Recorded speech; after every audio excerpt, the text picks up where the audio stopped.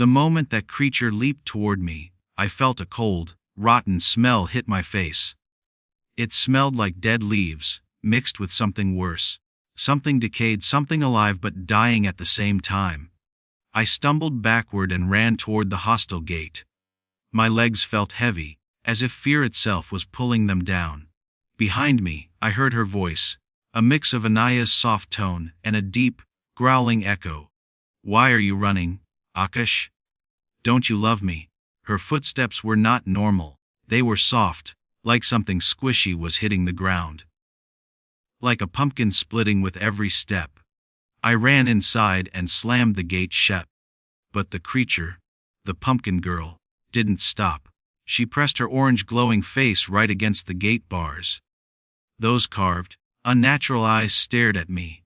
"You promised you'd never leave me," she whispered. "So now, you will stay.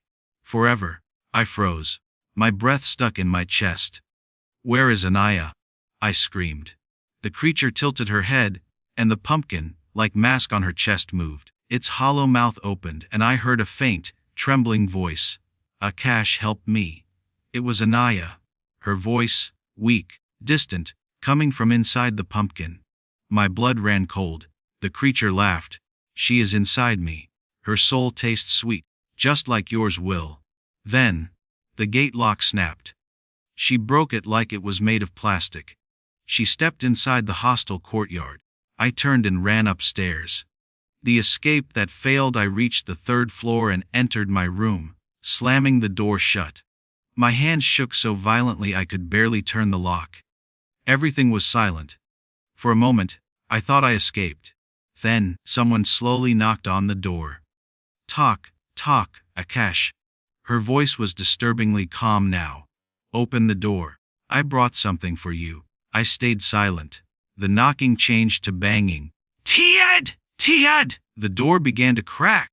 I panicked and climbed out of the window using the emergency pipe. As I slid down, the cold metal shivered under my hands. Halfway down, something grabbed my ankle. I looked up, and saw orange eyes staring down at me from the window. Her arms stretched far beyond human length, the fingers bending at impossible angles. "You can't leave," she hissed. "I chose you." I kicked wildly and finally slipped free, falling hard onto the ground.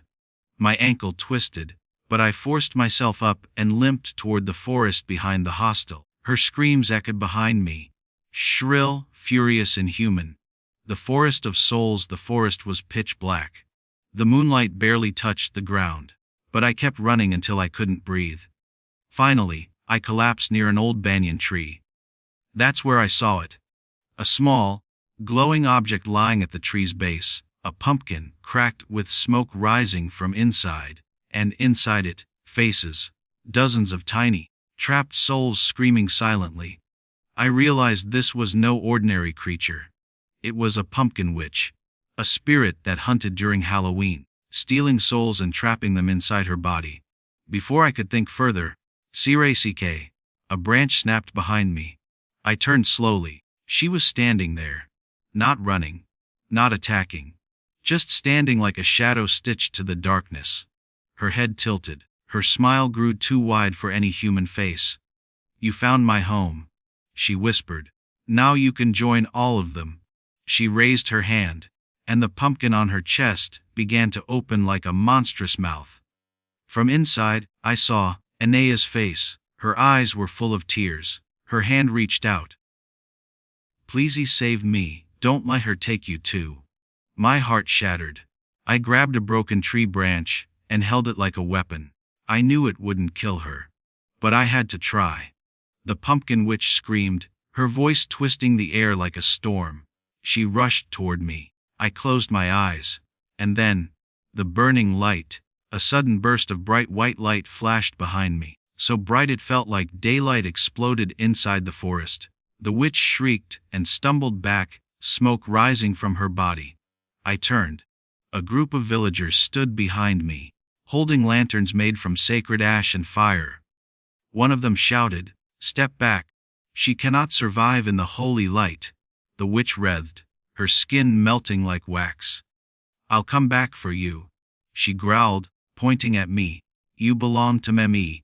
And with one last scream, she dissolved into black smoke. The pumpkin on her chest dropped to the ground, charred and cracked. Inside, Anaya's voice whispered, "Thank you, Aakash." And then it turned silent. Her soul was gone. Forever. The truth I live with, it's been months since that night. The villagers told me the witch would return next Halloween, searching again for the one soul she had marked. Mine. Every night I hear faint scratching on my window. Every night, I smell that familiar rotten pumpkin scent, and sometimes, just sometimes, I hear a whisper, "Aakash, I'm back. Halloween is coming again, and I know, she's coming for me." 1 year has passed. 1 whole year of pretending everything was normal. When deep inside, I knew the truth. She was coming back, and on the last night of October, she did. The whisper that returned, it was 11:47 p.m. I was in my room, lights off, trying not to think about last year. Then the wind changed. A cold, rotten smell slipped through the window. The smell of wet soil, old leaves, and rotting pumpkin flesh. My hands began to shake, and then I heard it. A soft whisper, so closey, as if someone was breathing right beside my ear. "Aakash, I missed you." I froze. Every muscle in my body turned to stone. I slowly turned toward the window. At first, I saw nothing. Then 2 bright orange eyes opened in the darkness. Not glowing, burning. She was stronger now. Before I could run, she stepped inside, through the wall. Not the window. Like smoke slipping through cracks. Her body was no longer half human. No longer wearing a hoodie. She looked evolved. Her hair was twisting vines. Her skin had hardened into cracked pumpkin flesh. And her chest, the pumpkin mouth, was much larger.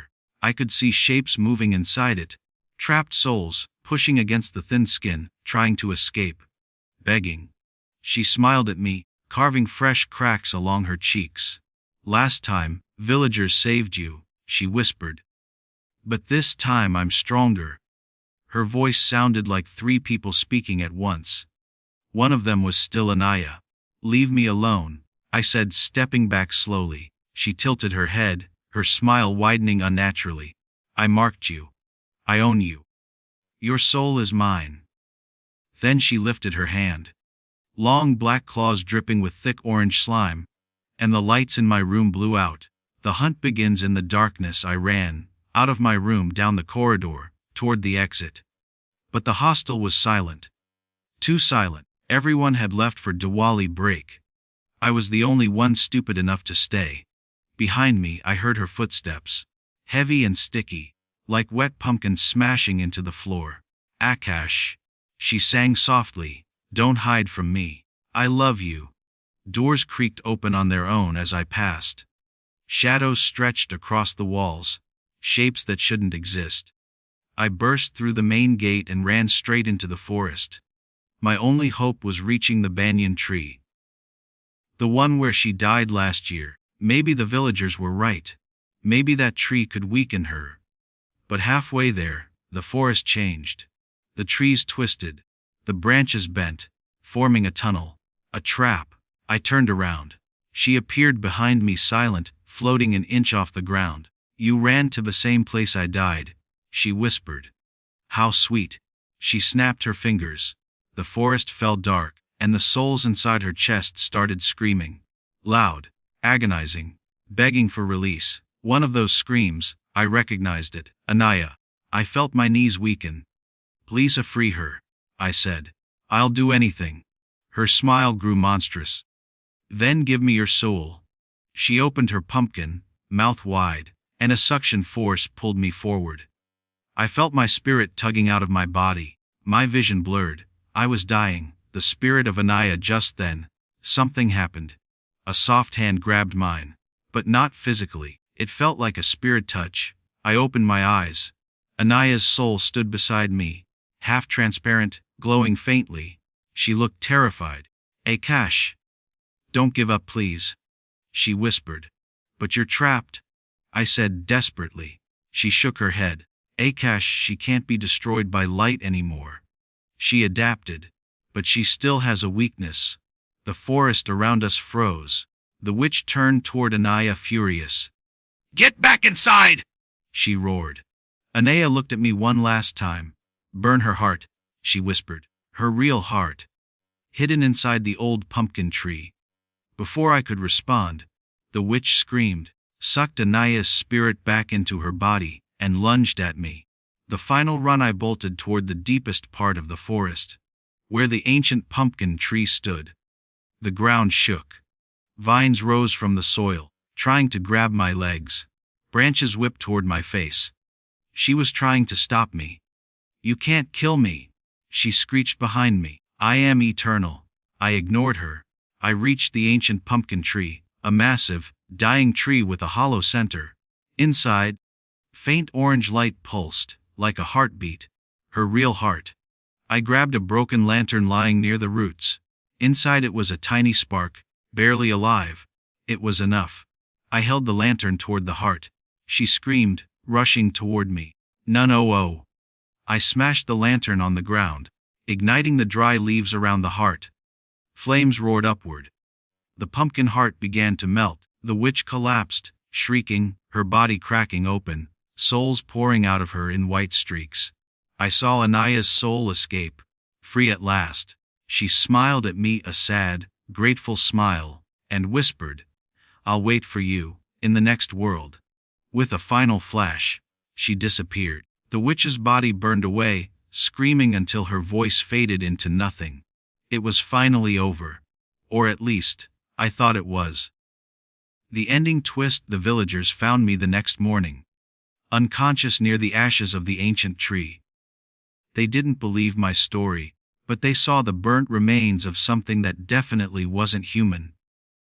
I returned to the hostel after Diwali, and for the first time in a year, I slept peacefully, until last night, at 3:12 a.m., I woke up to a sound. Tock, tock, tock. Someone was knocking on my window. My heart stopped. Then a voice whispered. Soft, familiar, loving, "Aakash, why did you burn me?" My blood ran cold, because the voice wasn't the witch's. It was Anaya's. And this time, she sounded angry.